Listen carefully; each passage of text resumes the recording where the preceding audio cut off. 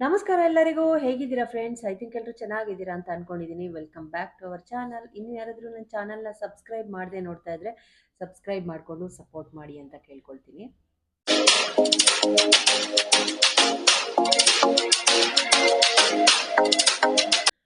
Topic ಶುರು ಮಾಡೋದಕ್ಕಿಂತ ಮುಂಚೆ ನಿಮ್ಮೆಲ್ಲರ ಹತ್ರ ಒಂದು ವಿಷಯನ ಶೇರ್ ಮಾಡ್ಕೊಳ್ಳೋಣ ಅಂತ. ಆ್ಯಕ್ಚುಲಿ ಯಾವಾಗ್ಲೂ ನಾನು ಈ ಬ್ಯಾಡ್ ಕಮೆಂಟ್ ಮಾಡೋರ ಬಗ್ಗೆ ಒಂದಷ್ಟು ಹೇಳ್ತಾ ಇದ್ದೆ.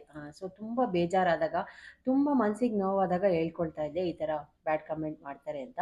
ಆದರೆ ಗುಡ್ ಕಮೆಂಟ್ ಮಾಡೋರ ಬಗ್ಗೆನೂ ತಿಳಿಸಿ ಅಂತ ಒಂದು ಯಾರೋ ಅವರು ಮೆಸೇಜ್ ಹಾಕಿದರು.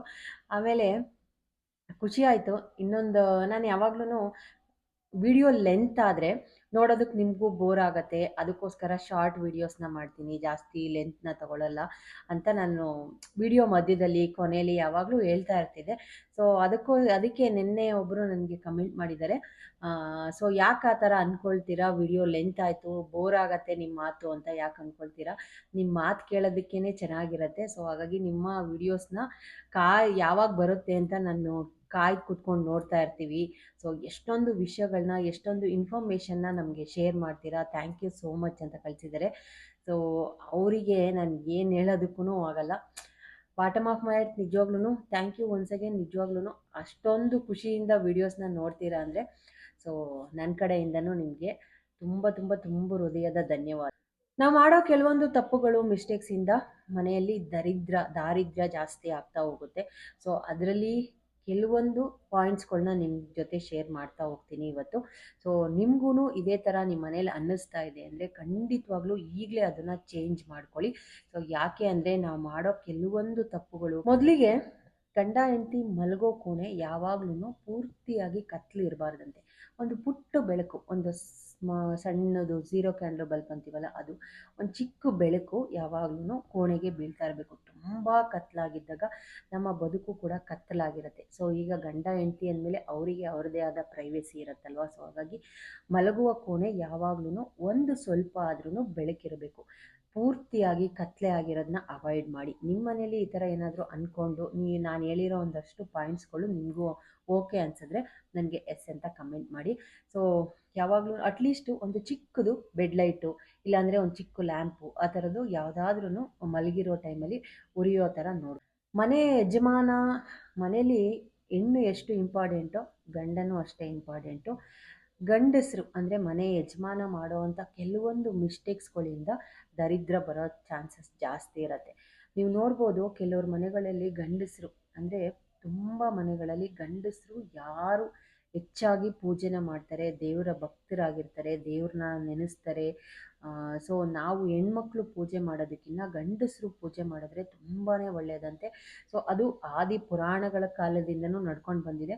ಕೆಲವರು ಅದನ್ನೆಲ್ಲ ನಂಬೋದಿಲ್ಲ. ಬಟ್ ಯಾರ ಮನೆಗಳಲ್ಲಿ ಇವಾಗ ದೇವ್ರ ಮನೆಯೆಲ್ಲ ರೆಡಿ ಮಾಡ್ಕೊಳಕ್ಕೆ ಬರಲ್ಲ, ನಾವೇ ಹೆಣ್ಮಕ್ಳೇ ಎಲ್ಲ ತೊಳೆಯೋದು, ಒರೆಸೋದು, ಗುಡಿಸೋದು ಮಾಡಿ ಎಲ್ಲ ರೆಡಿ ಮಾಡ್ಕೊಡ್ತೀವಿ. ಅಟ್ಲೀಸ್ಟು ಅವರು ಕಡ್ಡಿ ಹಚ್ಚಿ, ಕರ್ಪೂರ ಹಚ್ಚಿ, ಇಲ್ಲ ತುಪ್ಪದ ದೀಪ ಹಚ್ಚಿ ಪೂಜೆ ಮಾಡೋದ್ರಿಂದ ತುಂಬಾ ಒಳ್ಳೆಯದು. ಯಾರ ಮನೆಗಳಲ್ಲಿ ಸ್ವಲ್ಪ ಪೂಜೆ ಅಂದರೆ ದೂರ, ಇಲ್ಲ ಅಂದರೆ ಅವ್ರಿಗೆ ಪೂಜೆನ ನೀನೇ ಮಾಡ್ಕೊ, ಸೊ ಪೂಜೆ ನನ್ನ ಕೈಯಲ್ಲಿ ಮಾಡೋಕ್ಕೆ ಹೇಳ್ಬೇಡ ಅಂತ ಒಂದಷ್ಟು ಜಗಳ, ಗುದ್ದಾಟ ಪೂಜೆ ಬಗ್ಗೆನೂ ನಡೀತಾ ಇರುತ್ತೆ ಎಲ್ಲರ ಮನೇಲೂ. ಸೊ ಯಾರ ಮನೇಲಿ ಖುಷಿಯಿಂದ ಗಂಡಸರು ಪೂಜೆ ಮಾಡ್ತಾರೋ ಅಂಥ ಮನೆಗಳು ಅಭಿವೃದ್ಧಿ ಆಗ್ತಾ ಇರುತ್ತೆ. ಲಕ್ಷ್ಮಿ ಅವ್ರ ಮನೆಯಿಂದ ಯಾವಾಗ್ಲೂ ಅಭಿವೃದ್ಧಿಯನ್ನು ಕೊಡ್ತಾರೆ, ಸದಾ ಕಾಲ ಅವ್ರ ಮನೇಲಿ ನೆಲೆಸಿರ್ತಾರೆ. ಸೊ ಹಾಗಾಗಿ ನೀವು ಅಕ್ಕಪಕ್ಕದ ಮನೇಲಿ ಅಬ್ಸರ್ವ್ ಮಾಡಿ ನೋಡ್ಬೋದು. ಆಮೇಲೆ ತುಂಬ ದೊಡ್ಡ ದೊಡ್ಡ ವ್ಯಕ್ತಿಗಳು, ದೊಡ್ಡ ದೊಡ್ಡ ಈಗ ರಾಜಕೀಯದವರು, ಸಿನಿಮಾ ರಂಗದವರು, ತುಂಬ ಸೆಲೆಬ್ರಿಟೀಸ್ಗಳು, ಇವ್ರನ್ನೆಲ್ಲ ನೀವು ಅಬ್ಸರ್ವ್ ಮಾಡಿ ನೋಡಿ. ಅವರು ಜಾಸ್ತಿ ದೈವ ಭಕ್ತರಾಗಿರ್ತಾರೆ. ಅವರು ತಪ್ಪು ಮಾಡ್ತಾರೋ ಸರಿ ಮಾಡ್ತಾರೋ ಅದು ಗೊತ್ತಿಲ್ಲ. ಬಟ್ ಯಾರು ನಂಬ್ತಾರೋ, ಯಾರ ಮನೇಲಿ ಗಂಡಸರು ಪೂಜೆ ಮಾಡ್ತಾರೋ ಅಂಥ ಮನೆಗಳು ತುಂಬ ಅಭಿವೃದ್ಧಿಯನ್ನು ಕಾಣ್ತವೆ, ತುಂಬ ಚೆನ್ನಾಗಿರ್ತಾರೆ. ಸೊ ಇದನ್ನು ಬೇಕಂದರೆ ನಿಮ್ಮ ಲೈಫಲ್ಲಿ ಒಂದು ಚೇಂಜಸ್ ಅಂತ ಮಾಡ್ಕೊಳ್ಳಿ. ಇವತ್ತಿಂದನೇ ನೀವು ಚೇಂಜಸ್ ಮಾಡಿಕೊಂಡು ಅಟ್ಲೀಸ್ಟ್ ವಾರಕ್ಕೆ 1 ಸತಿ 2 ಸತಿ ಪೂಜೆ ಮಾಡ್ತಾ ಬನ್ನಿ.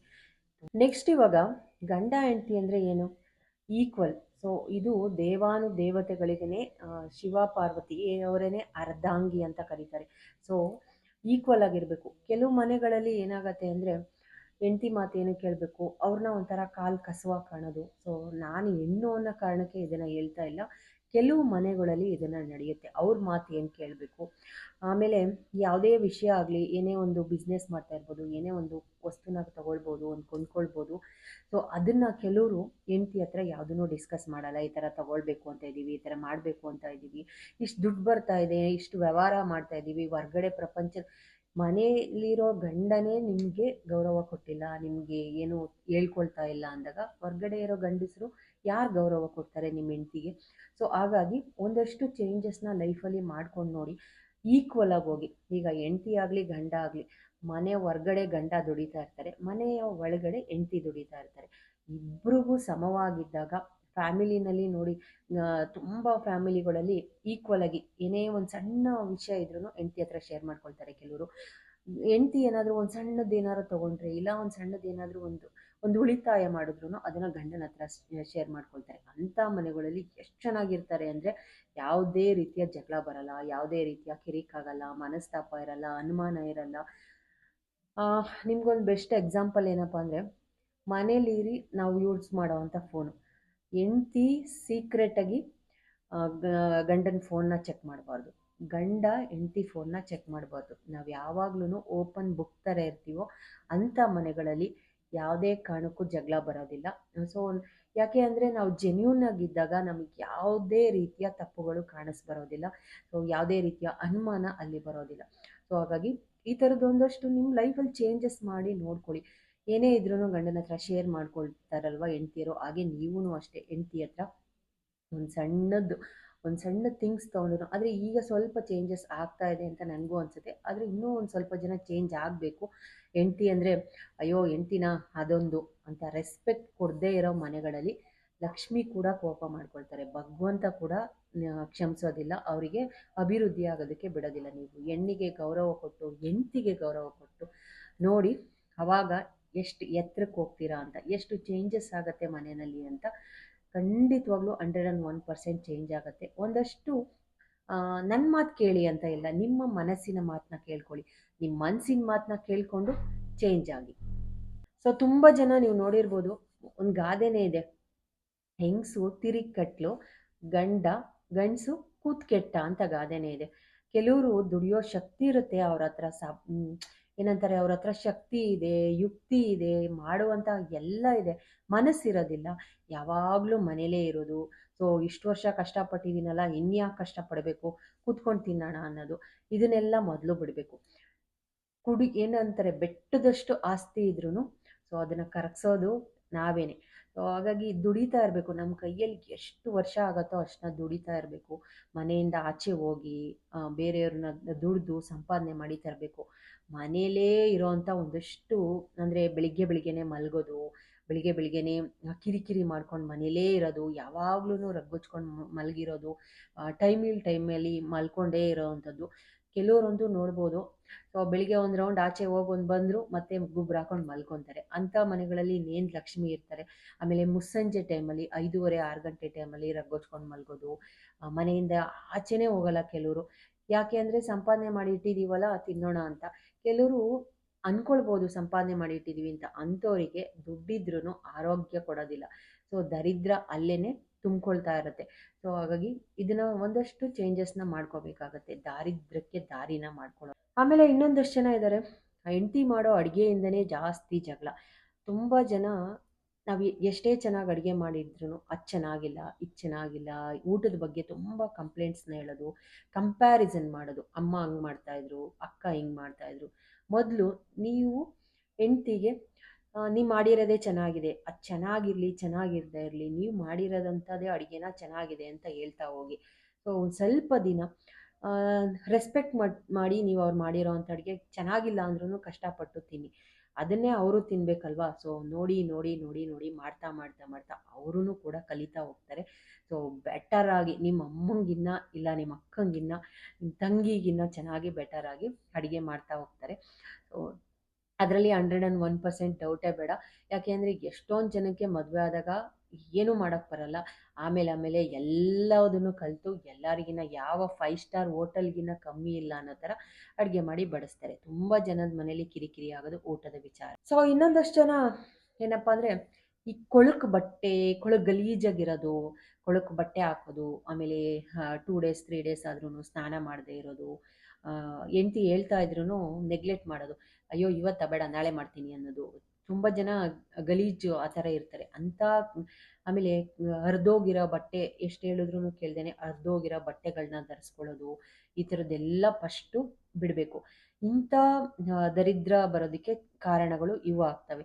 ಆಮೇಲೆ ಕೆಲವರು ಹಲ್ಲುಜ್ಜದೇ ಇರೋದು, ಕಾಲು ತೊಳಿದೇ ಇರೋದು, ಆಮೇಲೆ ದೇವ್ರ ಬಗ್ಗೆ ತಿರಸ್ಕಾರ.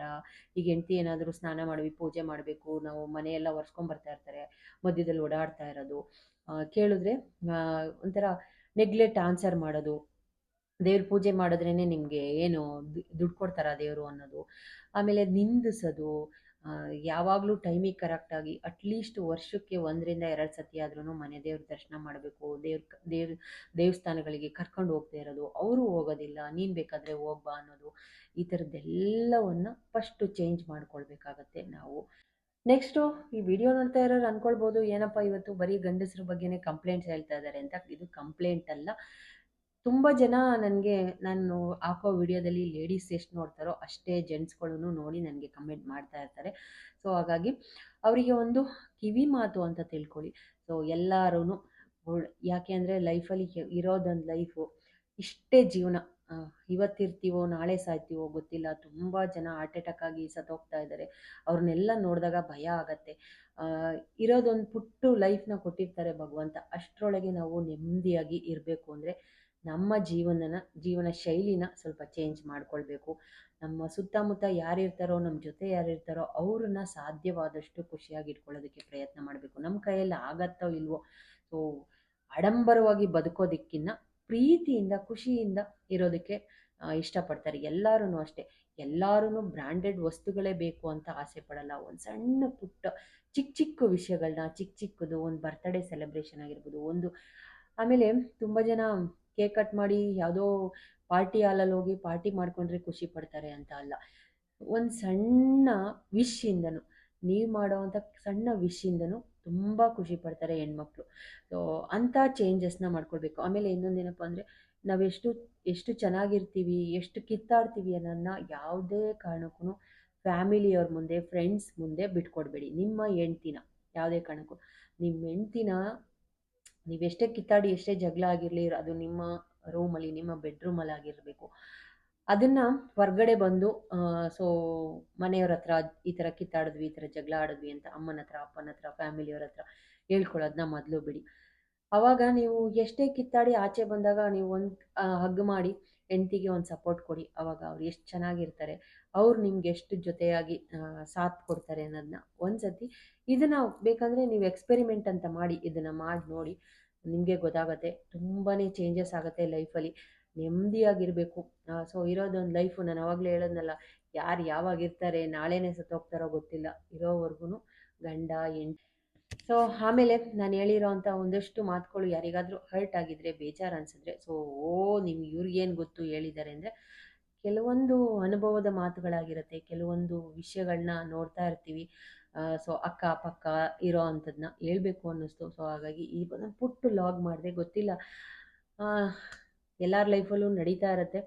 ಇದನ್ನು ಯಾಕೋ ಗೊತ್ತಿಲ್ಲ, ಈ ಥರದ್ದೊಂದು ಲಾಗ್ ಮಾಡಬೇಕು ಅಂತ ಇವತ್ತು ಅನ್ನಿಸ್ತು. ತುಂಬ ಚೇಂಜಸ್ ಮಾಡಿಕೊಂಡು ಬದುಕೋದಕ್ಕಿಂತ ಒಂದಷ್ಟು ನಮ್ಮಲ್ಲೇ ಇರೋವಂಥ, ನಮ್ಮ ಲೈಫಲ್ಲಿ ಇರೋವಂಥ ಸಣ್ಣ ಪುಟ್ಟ ಚೇಂಜಸ್ಗಳನ್ನ ಮಾಡಿಕೊಂಡ್ರೆ ಬದುಕು ತುಂಬ ಸುಂದರವಾಗಿರುತ್ತೆ.